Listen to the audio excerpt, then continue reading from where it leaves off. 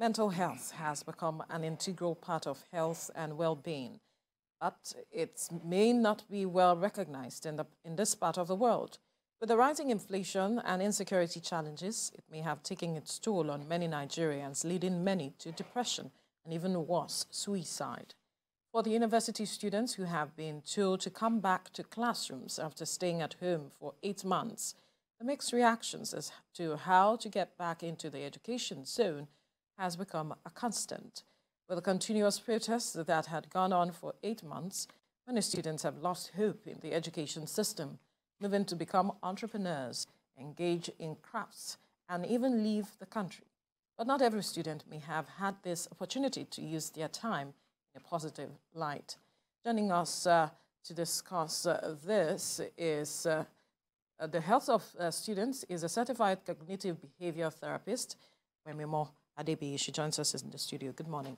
Thank you for joining us, and it's good to see you again. Me this morning. Good morning. After 8 months, students have now been asked to return to the classrooms. But from your experience as a certified cognitive behavior therapist, how do you think this is going to affect students or has affected students and their return now going to affect the students? Yeah, thank you so much. You know, when this news broke out last week, and I'm interacting with some of the students, the youth, the first thing they came up with is, how are we going to cope? Because they were not actually ready. Okay, and a lot of them came down with a situation of anxiety. You know, because looking at the stretch of the strike, there has been a lot of interruptions. Okay, their hopes were held down, and they were living in indefinite term where they were not sure of the next season, except for some of them who were properly guided and, okay, add value to yourself, learn a skill, offer a service, volunteer, you know, back and forth. But we have some who do not even have someone to guide them, who are, you know, were just by themselves. So it's actually a big bang on them to have to embrace a sudden change that, you know, the system has brought on them. It's not only for students, it's also for their lecturers. Yeah. Because in the course of this strike, some lecturers have even died. Yeah. In Ife, we heard of a story where one died in this apartment. Nobody knew for a few days. We've also seen that lecturers also have to adapt their curricula. It's going to, and all those ones, all those have consequences on the students. Mm-hmm. Yeah, it does. And, you know, we're on a system where survival is actually the language. A lot of people, especially, let me put it as the lecturers, are not really adding value, improving on the curriculum. Let me put it that way. So having to go back, you know, to where they stopped is also a factor for them.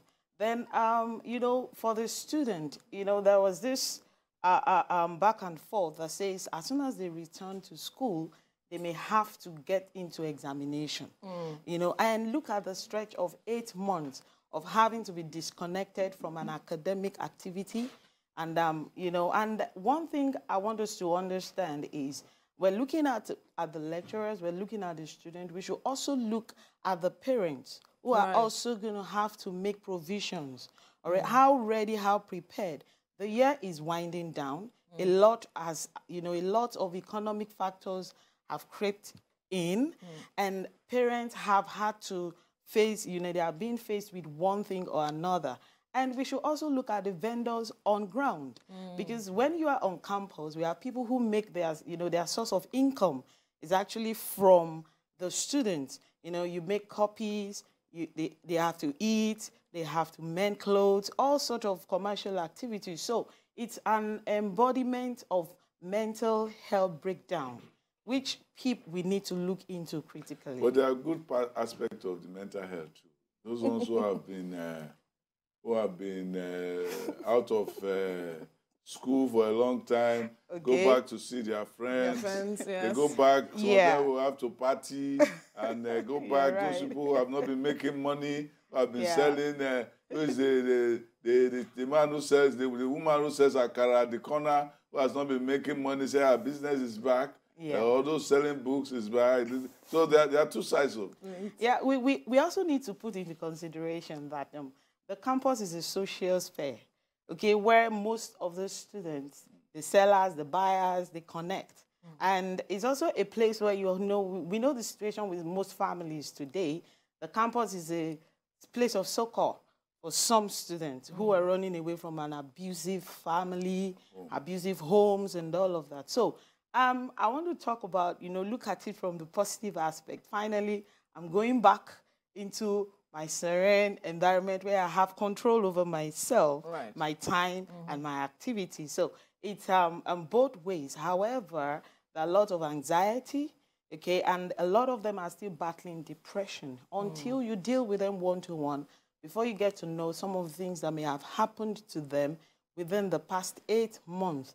A lot of them have had to get into negative habits to keep on with this time, because it was becoming an indefinite strike. And a lot of them have had to lose their benefactors, because there are people who were supporting them, and even the benefactors have not been having it all rosy. So there are lots of things that have entered into this, and a lot of them would have to quit their place of work, because some of them had to pick up a part-time job to go on. So we need to look at things. However, one of the things we help people do in mental health, regaining back yourself, is we throw everything on the table.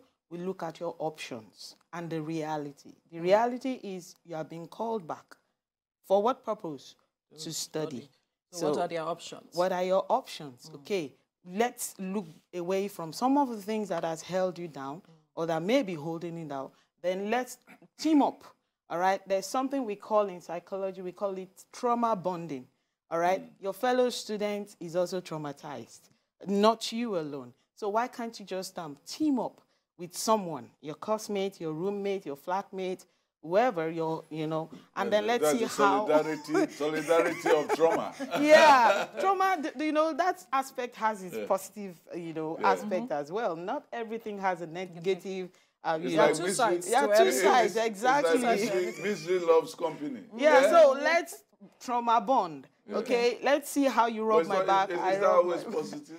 Well, it depends on how you choose to handle it. Everything has its negative and positive side. It depends on your perspective, really. So what is the best way to handle it if you're trying to trauma bond, for instance? Okay. What should you look out for in someone who you could trauma bond with? Perhaps that's where we should start from, because not everybody will know how to do this things. Yeah, you're right. Okay, are you a student? Are you a lecturer? Are you this? Who are you? Let me identify who you are, all right? Then what's the situation? We want to get back into the system, okay? Even if we're not studying the same courses, the same course, we're not in the same department, whatever, how can we study? How can we catch up? What gadget do you have? What app do you have for us, to look for ways? Who do you know? How can we go about this? Then how do we come up with a union, an association to help one another? Nobody has it all. No, this is very crucial, because I don't think there is any where you have post-strike therapy. I don't think it's a course of study anyway. And if it were in the US or in Europe, there will be, at this time, there will be somebody who will come and say this person specializes in post-strike trauma for students and lecturers. Now, we don't have anything like that in Nigeria. And people are just throwing themselves back into school without any stopgap, without any organized therapy sessions. Because the teacher cannot give the therapy to the student. The teacher needs therapy. Exactly. ASUU needs therapy. Exactly. And the students need therapy. Now, how do you now bring all of these people together? It's like throwing people into a ward, taking people from the ward, and then taking them back to life without having healed them. You know, that sort of thing. I believe that's why we're talking. Yes. That's why we're having this conversation, because I think the situation is evolving, and where there is a problem, there will always be a solution.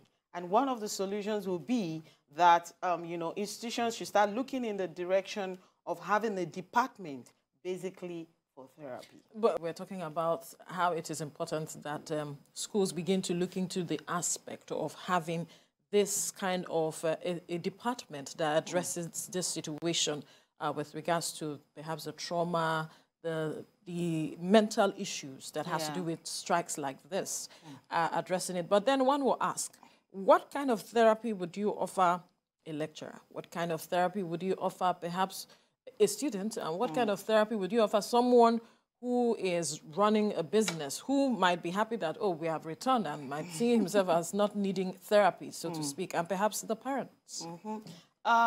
We may not be able to categorize the particular therapy, but it's important we create room to hear people.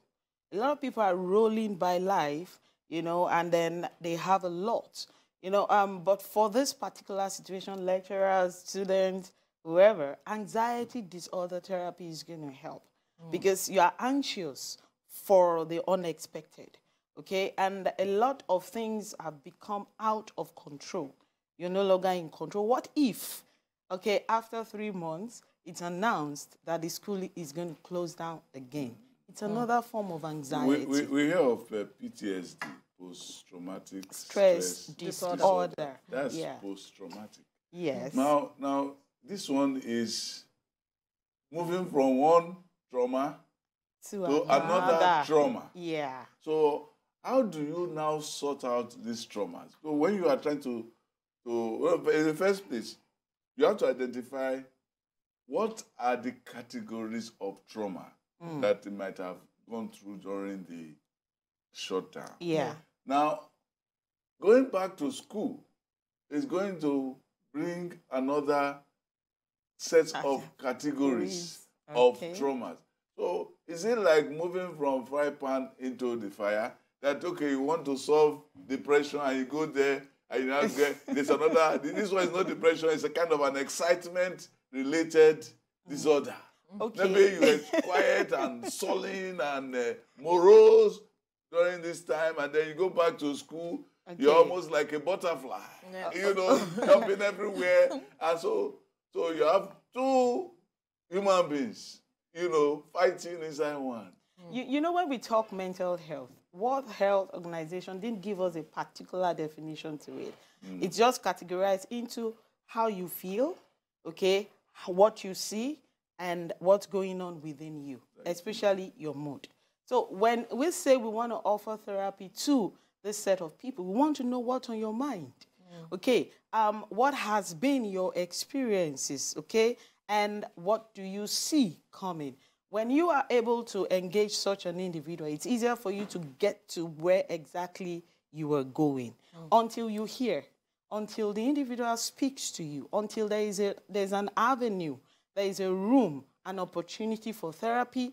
We can talk about, you know, tackling the mental health situations of the individuals we're talking about. Okay, for instance, now, someone who has lost interest in returning to school because they see the system as unreliable. Okay. Today we are on, tomorrow we are on strike, we have to return home. Yeah. What kind of therapy would you offer the person? Then there are also those who perhaps decided, you know what, let me just go and get married.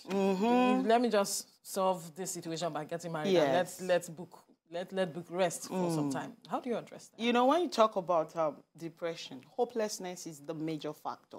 So for an individual to get into that mode, there has been a level or, you know, some level of hopelessness. It's about bringing back hope, shifting the perspective of the individual into picking up your life from now. All right? Let's fix you from now. There are things you may not be able to control coming. There are things you may have gotten involved in that you may not be able to correct. But let's look at now, pick you up from here, and help you navigate through to where you should be. Well, the system is not showing, well, you are trying to give this person hope. But the system is not seeming like, because the lecturers or the unions say they just suspend it. Yeah. So how do you bring hope in a situation where it is a conditional suspension? Okay. Because they are saying, okay, we might, they are having conversations now with the student union across the university saying that government has not satisfactorily addressed their situation. Yes. How do you raise the students' hope? We just we need to keep part-time. Okay, for that, I'm not in that system, so I may not be able to provide the right answer. But I assume I'm dealing with an individual in this condition. So this is where we are now. Okay, let's pick up here. Whatever comes out from now, we will always roll by life. It's very interesting because they're going to be barraged with a lot of academic work. Yes. Because they're going to try to catch up on lost time. Sure. So there's a book by this French writer, Proust, In Search of Lost Time. In other words, you can never get it. You can never get the lost time. Yeah. Now, how do they see academics? It's another thing. Will it be an escape for them? Those who say, okay, let me become busy and escape, or will it be an intimidation? Because you might have to do what you're supposed to do in 1 month. They may want you to finish it in 1 week, or even less, and then you are intimidated by it. So you come from a situation of the anxiety of leisure to the absence of leisure, to the anxiety of industry. It's quite a burden on anybody. It is. We need to let the student understand what to expect. All right. It's expected that you are expected to bounce back into the the academic race. All right, and that's what we're saying. There's a difference between academics and education. Right. So if we want to get you into that mode, okay, give it what it takes. I hope you get what I'm trying to say for this time. Give it what it takes. That was why I started from the angle of bond with someone in that in that category with you. Give it what it takes. But do not base your reformation on that academics. Base your reformation on educating your mind much more. Because that's what you need for where you're going. Because all academics is education, but not all education is academic. But education will take you farther than academics. Yes, right. You have to make the distinction. Yeah. No, you could make the distinctions just like on distinction paper between intelligence and knowledge. based on what is required, but you could reform yourself based on where you're going. So perhaps you need to drop some words of encouragement to some people who might be watching now on how to get themselves prepared for the system. You already know how the system runs. Yeah. So how do you get your mind there for those who are watching? Okay, I'll say accept the reality. Okay, your system has been interrupted, and you're trying to bounce back. Okay, accept the reality. Then 2, you are not the only one in this situation. So don't own the situation, actually. Then I say 3, look for ways to reorganize yourself. All right, organize yourself in the area of what are your priorities. Okay, returning to campus is not a time for you to get into frivolity, as it were. It's a time for you to focus on the necessary things that are essential. You're going to get another accommodation. You're going to have to pay. You're going to have to make copies. You're going to have to go back into the classroom and all of that. So those are the major things you need to look into. Then look at how to break down your activities in the area of your academics. What are the things that are mostly important? My point, my GP, and all of that. Rearrange yourself and map out strategies on your own that is suitable to your location and peculiar to you, how you are going to go about it. Give yourself time, you will catch up. Right. Very, very important. Give yourself time. There was also the story in the U.S. During the strike years ago of the basketball players. And by the time they were out of By the time they finished the strike, they discovered that many of them had become fathers. Yes.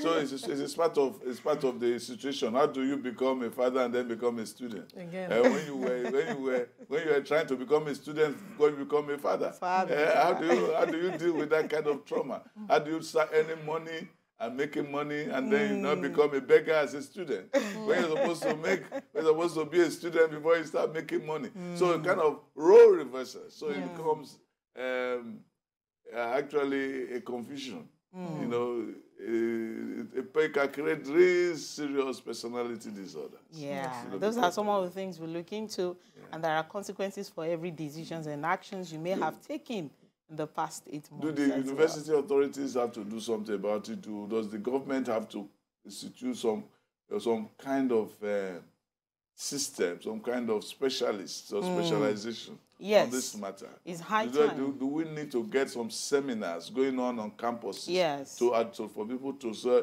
okay, come, these are specialists, these are things you have to do. Yes. Or do they have to come up with some kind of tips and send it around to every student and say, this is, if you feel this way, this is what you should do, this is what you should do? I think we need to have that kind of thing going on, either by the Ministry of Health or by the Ministry of Education, or both. Yeah, both ministries need to come together. You know, start by sending out tips. I think that's a very good idea. The student union, okay, and departments, and then, you know, they all have groups they belong to.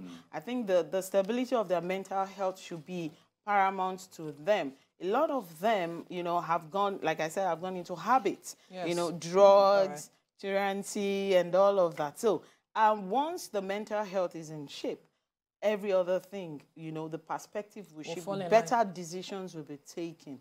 But if they are not able to arrest and address it, we're going to have a lot of things to deal with in the social sphere, especially on campus. But I know that the people may not need too much of stuff, and people are selling akara.